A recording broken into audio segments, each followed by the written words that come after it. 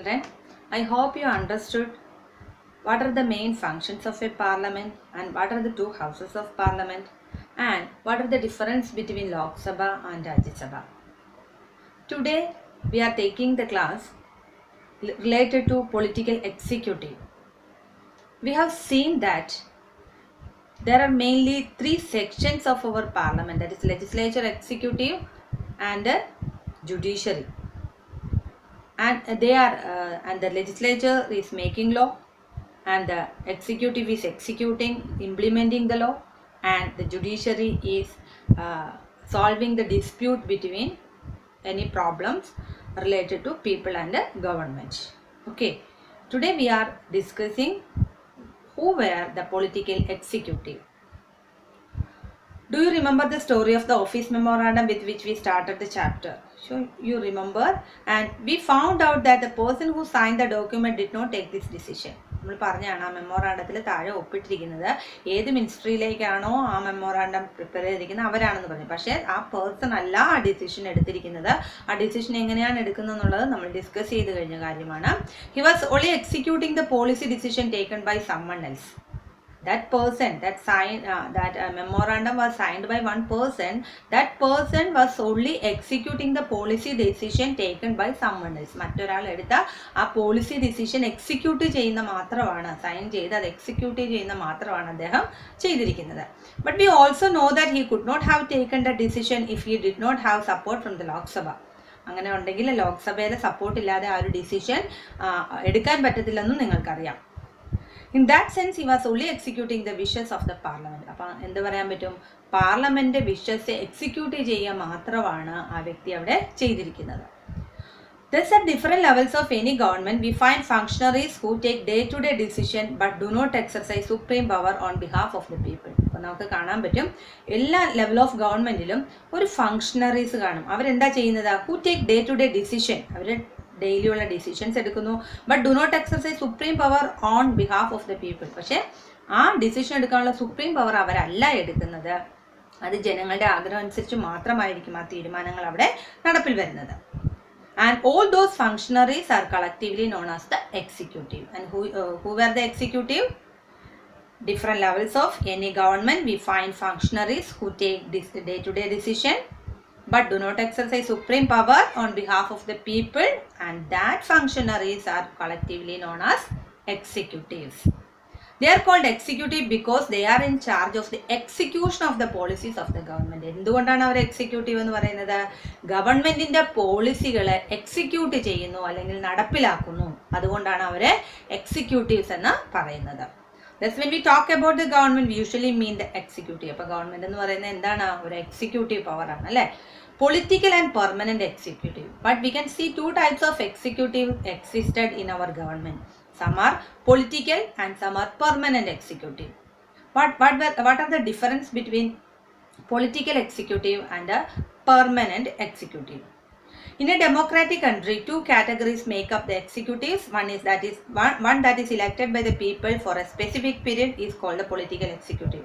ഇപ്പം ഇലക്ഷനൊക്കെ നടന്നുകൊണ്ടിരുന്ന നിങ്ങൾ കണ്ടതാണ്, ജനങ്ങൾ നേരിട്ട് തിരഞ്ഞെടുക്കുന്ന രാഷ്ട്രീയ പ്രതിനിധികളുണ്ട്, അവരെയാണ് പൊളിറ്റിക്കൽ എക്സിക്യൂട്ടീവ് എന്ന് പറയുന്നത്. അവർക്കൊരു ടെന്യൂർ ഉണ്ട്, ഒരു 5 വർഷത്തെ കാലാവധി അങ്ങനെയുണ്ട്. അത് കഴിയുമ്പോൾ അവര് അടുത്ത തിരഞ്ഞെടുക്കപ്പെടുന്ന ആൾക്കാർ അതിലേക്ക് വരും.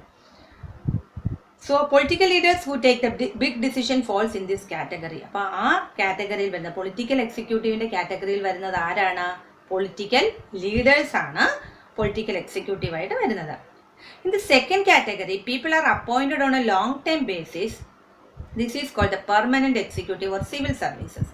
ഗവൺമെന്റ് ഓഫീസിലേക്കൊക്കെ PSC വഴി UPSC വഴിയൊക്കെ തിരഞ്ഞെടുക്കുന്ന ആൾക്കാരില്ലേ, സിവിൽ മേഖലകളിലേക്കെല്ലാം, അവരെയാണ് പെർമനന്റ് എക്സിക്യൂട്ടീവ് എന്ന്. അവരൊരു ജോലിയിൽ പ്രവേശിച്ചാൽ അവർ റിട്ടയർമെന്റ് കാലാവധി വരെ അവിടെ അവർക്ക് തുടരാൻ പറ്റും.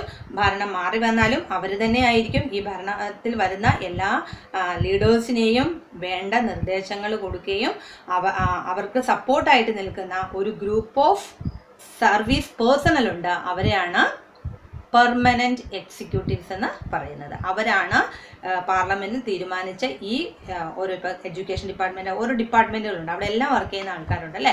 അപ്പം ആ ഡിപ്പാർട്ട്മെൻറ്റിലേക്ക് വരുന്ന എന്ത് തീരുമാനങ്ങളും അത് നടപ്പിലാക്കുന്നത് ആരായിരിക്കും? ഈ പെർമനൻറ്റ് എക്സിക്യൂട്ടീവ്സ് ആയിരിക്കും. അവരൊരിക്കലും ഒരു രാഷ്ട്രീയ പാർട്ടി മാറുന്നതനുസരിച്ച്, ഭരണം മാറുന്നതനുസരിച്ച് അവർ മാറുന്നില്ല. അവരൊരു പ്രാവശ്യം അപ്പോയിൻറ്റ് ചെയ്ത് കഴിഞ്ഞാൽ അവർ റിട്ടയർമെൻറ്റ് കാലാവധി വരെ അവർക്ക് ആ പൊസിഷനിൽ തുടരാവുന്നതാണ്. അപ്പോൾ അങ്ങനെയുള്ള ആൾക്കാരെ പറയുന്ന പേരാണ് permanent executive. Persons working in civil service are called civil servants. They remain in office even when the ruling party changes. ഇപ്പോൾ റൂളിംഗ് പാർട്ടി ചേഞ്ച് ആയാലും അവർ ആ ഓഫീസിൽ തന്നെ കാണും.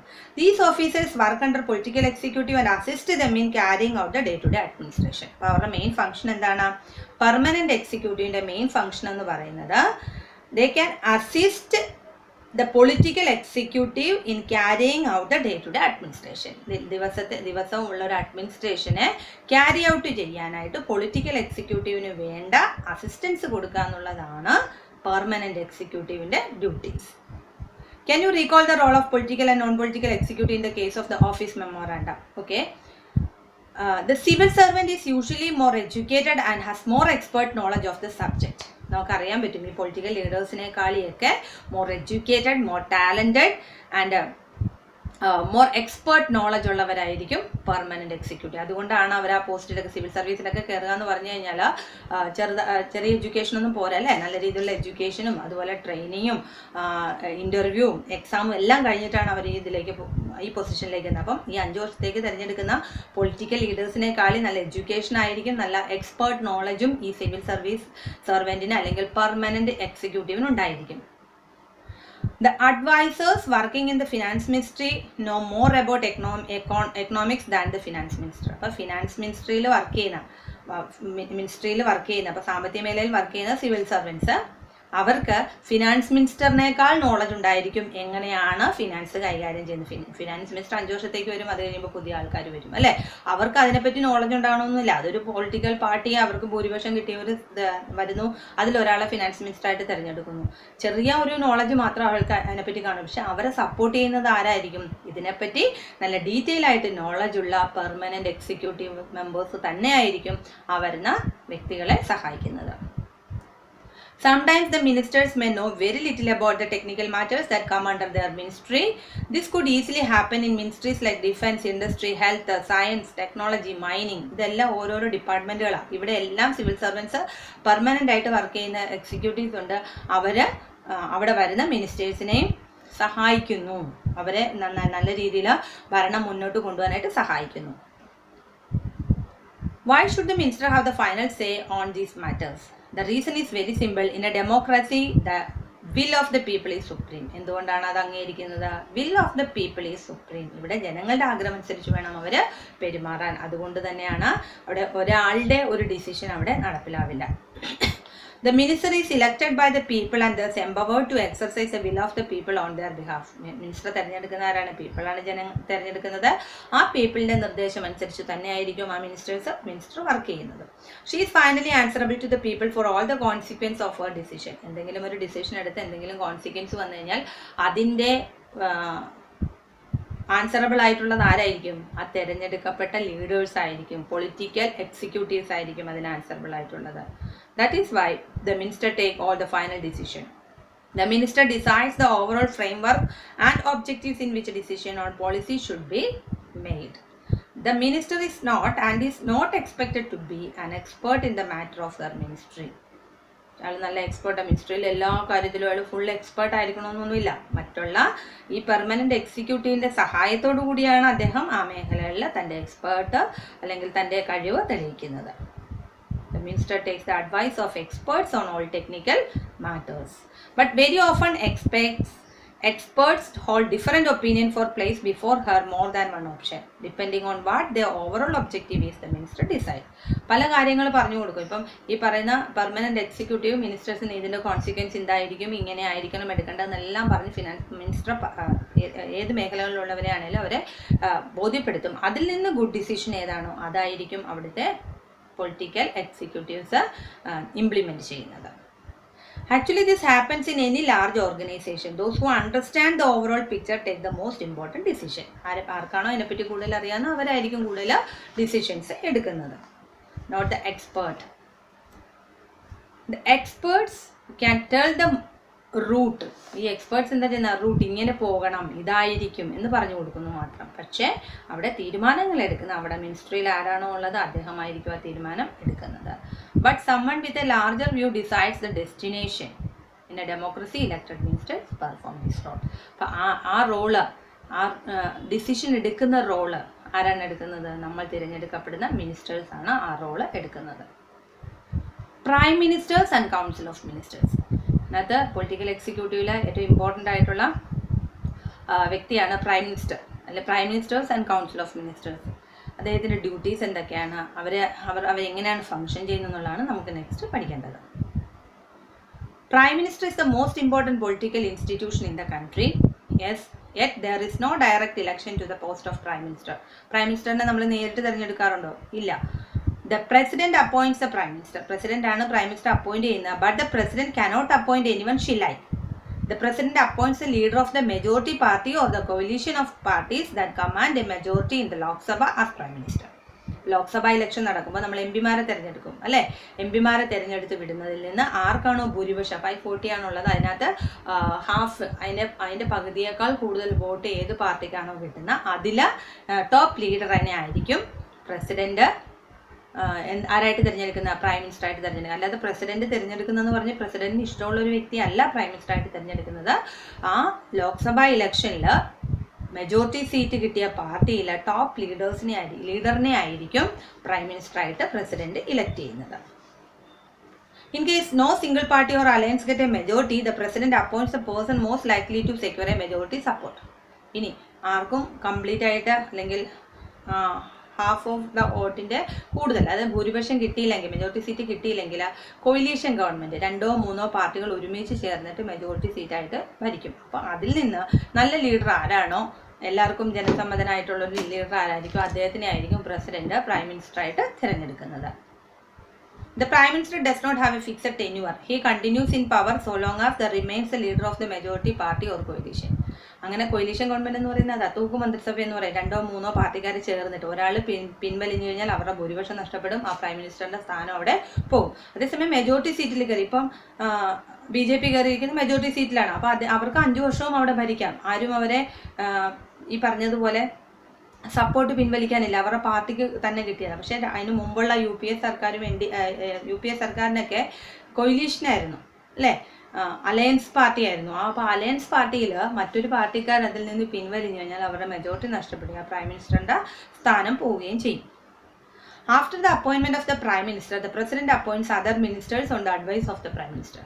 ഇനി പ്രൈം മിനിസ്റ്ററിനെ തിരഞ്ഞെടുത്തു കഴിഞ്ഞു, അത് കഴിഞ്ഞിട്ട് പ്രൈം മിനിസ്റ്ററിൻ്റെ സപ്പോർട്ടോടുകൂടി അതിൽ ഈ ഏത് പാർട്ടിക്കാണോ മെജോറിറ്റി സീറ്റ് കിട്ടിയത് അതിലെ ടോപ്പ് ലീഡേഴ്സിനെയാണ് പല സെക്ഷനിൽ, നേരത്തെ പറഞ്ഞ പോലെ സയൻസ്, എഡ്യൂക്കേഷൻ, ഹെൽത്ത്, എല്ലായിടത്തെയും മിനിസ്റ്റേഴ്സ് ആയിട്ട് തിരഞ്ഞെടുക്കുന്നത്. The ministers are usually from the party or the coalition that has the majority of the Lok Sabha. The Prime Minister is free to choose ministers as long as they are members of Parliament. പാർലമെന്റിലെ മെമ്പേഴ്സായി M പിമാരായി വന്നിരിക്കുന്ന ആരെ വേണേലും top ലീഡേഴ്സിനെ തിരഞ്ഞെടുക്കാനുള്ള അധികാരം ആർക്കുണ്ട്? Prime മിനിസ്റ്ററിന് തിരഞ്ഞെടുക്കുക. അവരെ മന്ത്രിയാക്കാനുള്ള ഒരു finance മിനിസ്റ്ററോ health മിനിസ്റ്ററോ അല്ലെങ്കിൽ എഡ്യൂക്കേഷൻ മിനിസ്റ്ററോ ഒക്കെ ആക്കാനുള്ള അധികാരം ആർക്കുണ്ട്? പ്രൈം മിനിസ്റ്ററിന് ഉണ്ട്. Sometimes a person who is not a member of parliament can also become a minister, but such a person has to get elected to one of the houses of the parliament within 6 months of appointment as minister. ഇനി നല്ല ഒരു വ്യക്തി MP ആയിട്ട് മത്സരിച്ചില്ല, പക്ഷെ അദ്ദേഹത്തിന് minister ആയിട്ട് തിരഞ്ഞെടുക്കണമെങ്കിൽ choose ചെയ്യാം. പക്ഷെ 6 മാസത്തിനുള്ളിൽ അദ്ദേഹം ഏതെങ്കിലും ഒരു ഇലക്ട്രേറ്റിൽ നിന്ന് മത്സരിച്ച് ജയിച്ചിരിക്കണം, ഇല്ലെങ്കിൽ അദ്ദേഹത്തിന് മിനിസ്റ്റർ ആക്കാനുള്ള അധികാരം ഇല്ല. Council of Ministers is the official's name for the body that includes the ministers. It usually has 60 to 80 ministers of different rank. Prime മിനിസ്റ്ററിൻ്റെ അണ്ടറിൽ 60 തൊട്ട് 80 മിനിസ്റ്റേഴ്സ് വരെ കാണും. പല സെക്ഷനിലായിട്ട് 60 മുതൽ 80 വരെ മിനിസ്റ്റേഴ്സാണ് നമ്മുടെ രാജ്യത്ത് ഉള്ളത്. ഇനി who are the cabinet ministers? ഈ പറഞ്ഞ സിമ്പിൾ മിനിസ്റ്റേഴ്സിനേക്കാൾ കുറച്ചുകൂടെ ടോപ്പ് ലീഡേഴ്സിനാണ് ക്യാബിനറ്റ് മിനിസ്റ്റേഴ്സ് എന്ന് പറയുന്നത്. പ്രൈം മിനിസ്റ്ററും കുറച്ച് മിനിസ്റ്റേഴ്സും മാത്രം അടങ്ങിയ ഒരു ഗ്രൂപ്പാണ് cabinet ministers. Cabinet ministers are usually top level leaders of the ruling party or parties who are in charge of the major ministries. Usually the cabinet ministers meet to take decision in the name of the council of ministers. Council of ministers inde നിർദ്ദേശമനുസരിച്ചായിരിക്കും cabinet ministers അവരുടെ തീരുമാനങ്ങൾ എടുക്കുന്നത്.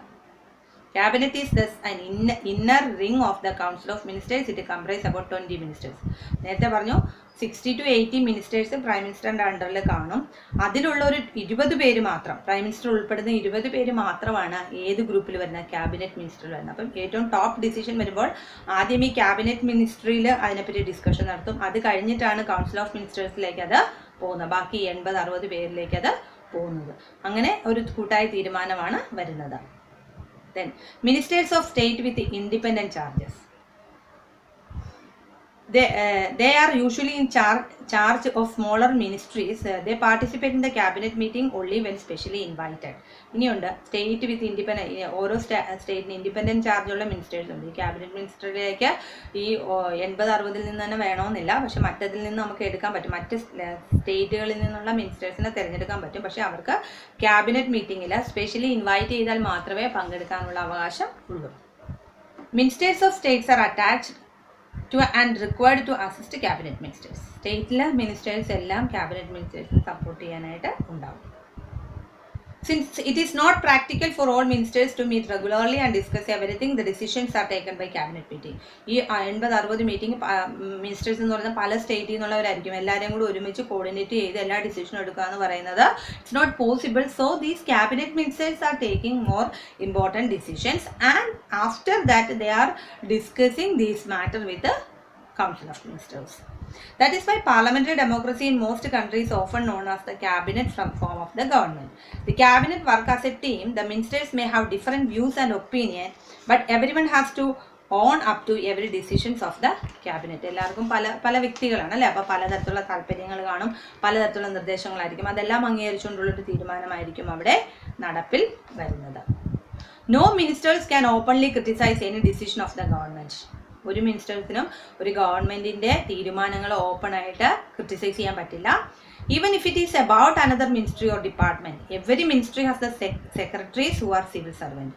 എല്ലാ മിനിസ്ട്രിക്കും ഒരു secretary കാണും. അവർ civil സർവൻറ്റിൽ നിന്നൊരു secretary കാണും. The secretaries provide the necessary background information to the ministers to take decision. നേരത്തെ ഞാൻ പറഞ്ഞു, അവർ പെർമനൻറ്റ് എക്സിക്യൂട്ടീവ്. അവരുടെ നിർദ്ദേശം, അവർ നല്ല അസിസ്റ്റ് ചെയ്യും ആരെ, ഈ പൊളിറ്റിക്കൽ ലീഡേഴ്സിനെ. അവർ അതിനനുസരിച്ചുള്ള ഒരു ബാക്ക്ഗ്രൗണ്ട് ഇൻഫോർമേഷനാണ് മിനിസ്റ്റേഴ്സിന് അവർ കൊടുക്കുന്നത്. The cabinet as a team is assisted by the cabinet secretariat. This includes many senior civil servants who try to coordinate the working of different ministries. Senior ആയിട്ടുള്ള സിവിൽ സർവൻസ് ആയിരിക്കും അതിനകത്തുള്ളത്. നല്ല experienced ആയിട്ടുള്ള, എങ്ങനെ ഭരിച്ചു കഴിഞ്ഞാൽ എങ്ങനെ ആയിരിക്കും, ഇത് റിസൾട്ട് എന്തായിരിക്കും, ഇത് ജനങ്ങൾ എങ്ങനെ അക്സെപ്റ്റ് ചെയ്തൊക്കെ നന്നായിട്ട് അറിയാവുന്ന വ്യക്തികളാണ് അതിനകത്തുള്ളത്. അപ്പോൾ അവരുടെ നിർദ്ദേശമനുസരിച്ചായിരിക്കും ഈ ക്യാബിനറ്റ് മിനിസ്റ്റേഴ്സ് പ്രവർത്തിക്കുന്നത്. Our next important topic is powers of the Prime Minister.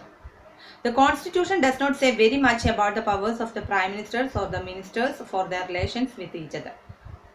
ഇനി ഒരാൾ പ്രൈം മിനിസ്റ്ററായി പ്രസിഡൻ്റായി അതുകൊണ്ട് എല്ലാം ചെയ്യാമെന്നൊന്നുമില്ല. എല്ലാവർക്കും കൃത്യമായിട്ടുള്ള ഡ്യൂട്ടീസും റൈറ്റ്സും കൊടുത്തിട്ടുണ്ട്. അതിനപ്പുറം ഒരാൾക്ക് ചെയ്യാനുള്ള അവകാശം ഇല്ല. ആ പൊസിഷനിൽ ഇരുന്നിട്ട് ചെയ്യാനുള്ള അവകാശമില്ല.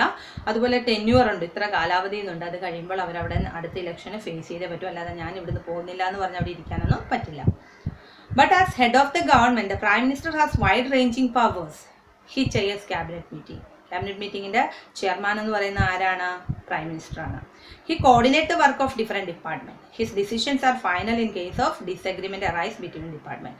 ഡിപ്പാർട്ട്മെൻറ്റുകൾ തമ്മിൽ എന്തെങ്കിലും ഡിസഗ്രിമെൻറ്റ്, ഏതെങ്കിലും ഡിസിഷൻ്റെ കാര്യത്തിൽ ഡിസഗ്രിമെൻറ്റ് വന്നാൽ പ്രൈം മിനിസ്റ്റർ പറഞ്ഞാൽ അവിടെ അത് ആ ക്യാബിനറ്റ് മിനിസ്ട്രി അംഗീകരിച്ചിരിക്കും. അതായിരിക്കും final decision. He exercise general supervision of different ministries. All ministers work under his leadership.